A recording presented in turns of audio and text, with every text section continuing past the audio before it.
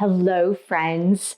Welcome back to my YouTube channel and welcome back to the 8 Limbs of Yoga study. Today, we're going to be talking about the Fifth Niyama, Īśvara Pranidhāna, surrender to the divine. Hi, my name is Michelle Fondin. I'm the author of 12 published books, including my latest that is pertaining to this video, The 8 Limbs of Yoga for Modern Times, a practical guide to the Yoga Sutras of Patañjali. You can find all of my 12 published books on Amazon, and you can find this book also on Ingram Spark. I will put the links below. If you are new to my channel, welcome. Thank you for subscribing below. Click on the bell, scroll up to all for all notifications.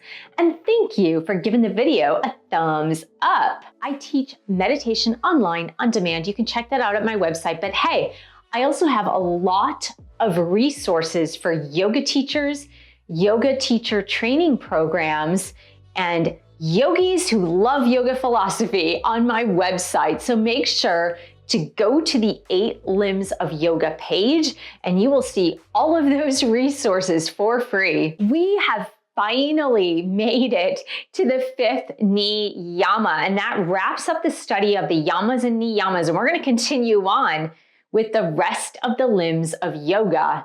So today we're going to talk about Īśvara Pranidhāna. I'm going to put the playlist here for all the other videos that you can check out. If you are a yogi, you love yoga philosophy or Eastern philosophy, if you're a yoga teacher, you're in a yoga teacher training program, or you lead a yoga teacher training program, make sure to check out that playlist. Īśvara Pranidhāna, surrender to the divine. Now make sure to stay till the end of the video because this morning I was thinking about a secondary meaning that I hadn't thought about surrender to the divine, Īśvara Pranidhāna. I'm going to just sprinkle that in at the end of this video, so make sure to stay tuned. First, let's address the Yoga Sutra dealing with Īśvara Pranidhāna. By total surrender to God, Samadhi is attained. Yoga Sutra, chapter 2, verse 45. So interesting how we are talking about the niyamas, the fifth niyama, and in the Yoga Sutra speaks about the 8th limb of yoga, which is Samadhi, total absorption with the divine. Really interesting how we have that precursor, how we have that sneak peek, that preview into the whole point and purpose of the 8 limbs of yoga. And here Patanjali in the Yoga Sutras outlines that preview, the sneak peek. Here's the whole point and purpose of the 8 limbs of yoga. And the whole point and purpose of the 8 limbs of yoga is Samadhi. Now, we're not going to talk about Samadhi now. That's going to be its own video when we get to the 8th limb of yoga. But let's talk about surrender to the divine. What in the world does that mean? All religions have this notion of surrender. Now, of course, yoga is not a religion. We've already spoken about that. And if you want to learn more about that, please do read my book because I talk a lot about how yoga was never intended to be a religion. Never, never, never, never, never.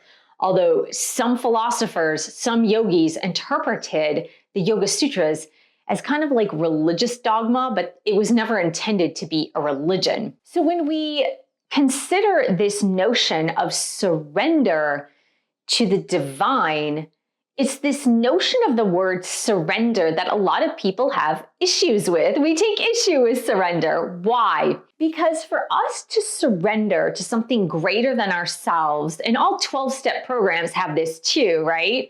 This notion of surrendering to a power that is greater than us. Now, we really need to understand the me, the us, right? Who is this me that I am releasing control to surrender to something greater than me? In yoga, when we talk about the me, the self, we're really referring to the earthly self, if you will, the 3D physical self, which includes our physical body, our journey here on earth, our mind, our intellect, and our ego. We're referring to the individuality of who we are and who we conceive ourselves to be. So often when we come on this earth plane and what we're taught and how we're educated into thinking it's just me on this planet against everyone else. I've got to fight for my life. I need to fight for my rights. I need to fight for food, water, shelter, having a place in society. I need to fight for a place in my social groups. And so we have this notion that we need to go out there and get it. We need to go out there and carve this space for ourselves on this earth plane. And we need to continually do that. We need to fight for our rights. And we get into these patterns where we're spinning our wheels, and it's really the ego part of us that's not bad. It's not bad. I say that in every video when we speak about the ego. It's not bad. I'll post some ego videos here. It's not bad. The ego is a part of who we are.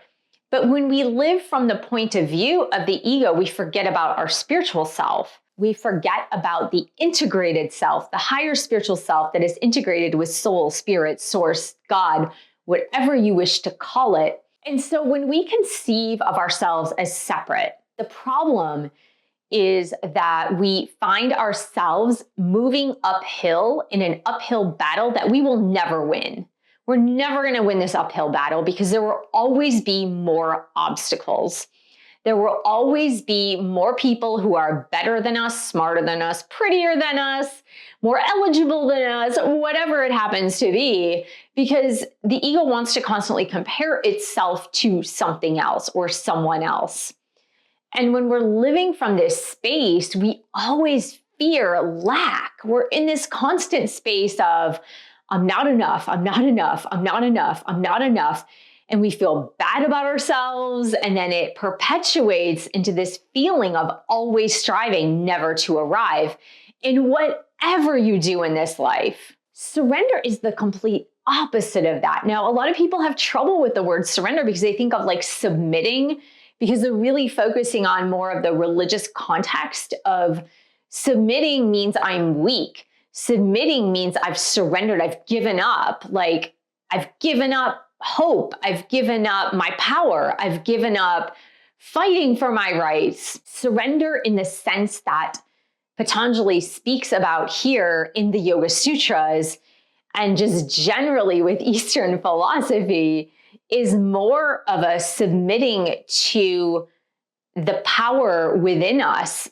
Now that is what I want to talk about. Because when we say I'm surrendering to the divine, right? It could be I'm surrendering to God, spirit, source, the universe, the higher part of ourselves that says, I don't know enough in this moment to be a pessimist. I don't know enough about the grander scheme of things, the bigger picture of things to be in this state of lack, to be in this state of despair, to be in this state of fear for losing my power, fear that others may get it before I get mine, fear of the competition, fear of not being good enough. So when you surrender, it's almost saying like, I'm going to suspend my disbelief for just a moment. I'm going to think that maybe I don't know all the pieces in the puzzle, in the grander puzzle of life. Maybe I really don't know how all the puzzle pieces fit together. And so I'm not going to be a pessimist. I'm going to be an optimist. And I'm going to say, I surrender to the greater plan. I surrender to the divine. I surrender to my higher self so that I can flow with the plan of the universe rather than fight an uphill battle that I will never win.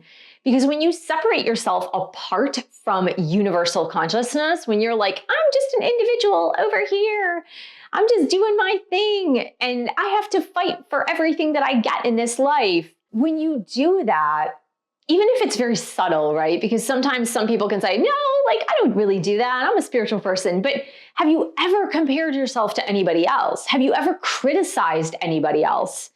Have you ever criticized a group?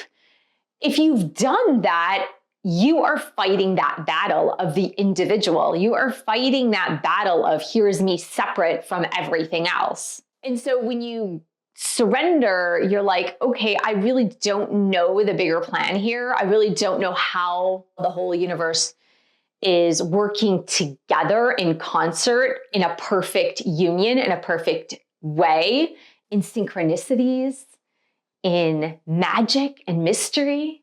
I don't know that. So I'm just going to surrender and let go of my ego a little bit, let go of the mind a little bit, let go of the reasoning faculties, the intellect for a little bit. And I'm going to allow the flow of the universe to work through me, within me, and I'm going to watch this flow. And that doesn't mean you never do anything.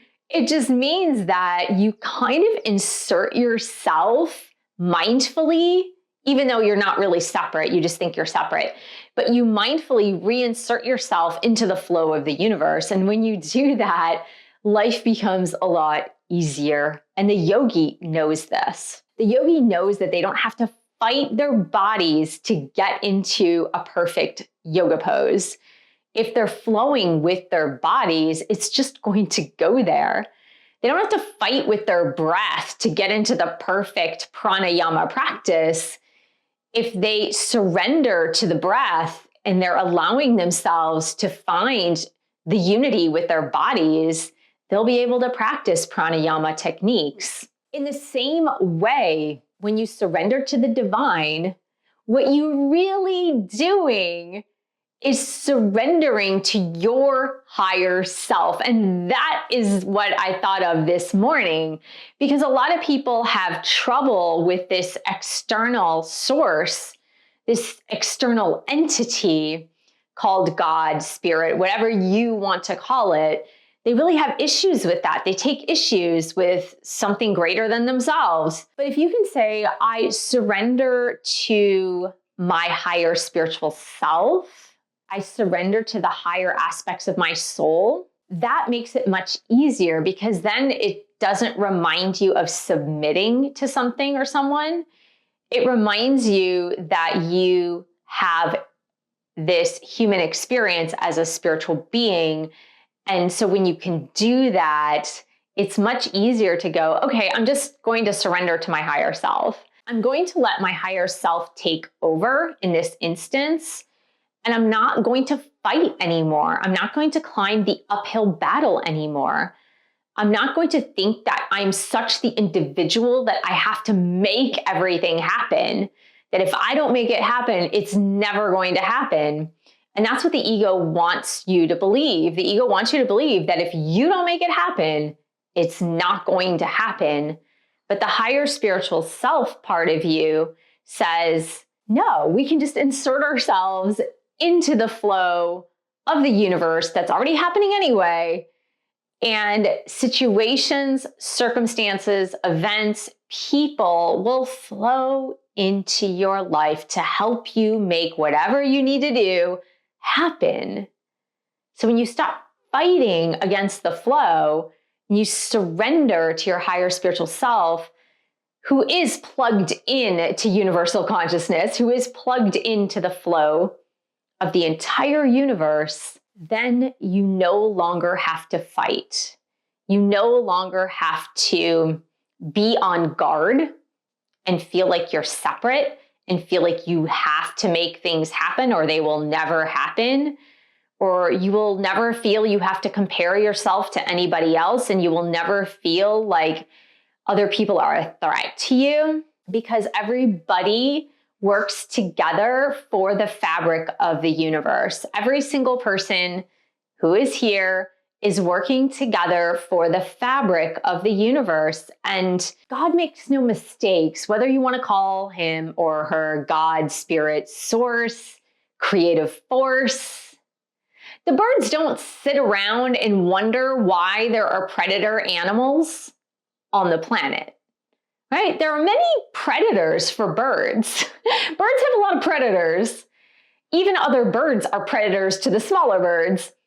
So can you imagine a whole group, a flock of birds sitting around, getting very angry and upset and going, why are there so many predator animals on this planet?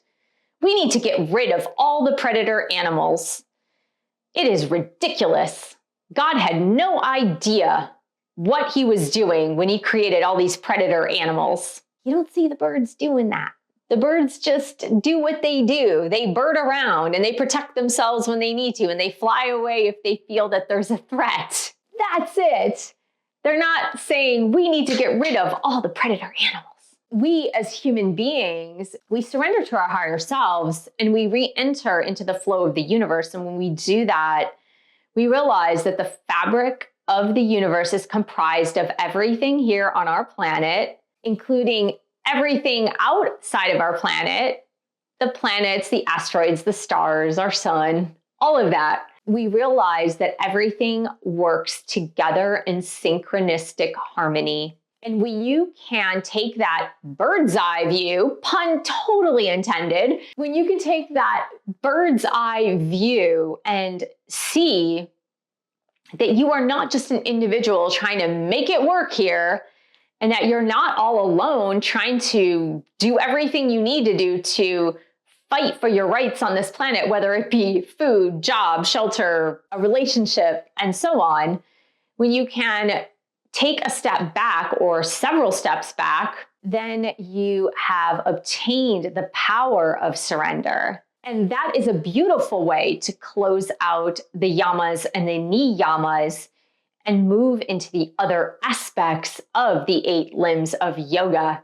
So I hope this was helpful for you today, yogi. I want to thank you so much for joining me here today and for the 8 limbs of yoga study. Thank you for subscribing to my channel below. Click on the bell, scroll up to all for all notifications. Thank you for giving the video a thumbs up. Thank you for sharing this video with other yogis, yoga teachers, yoga teacher training programs, and yoga teacher leads. I want to thank you also for your support of my YouTube channel. You can buy one of my 12 published books. You can go to my website, check out my courses, and I will see you in the next video.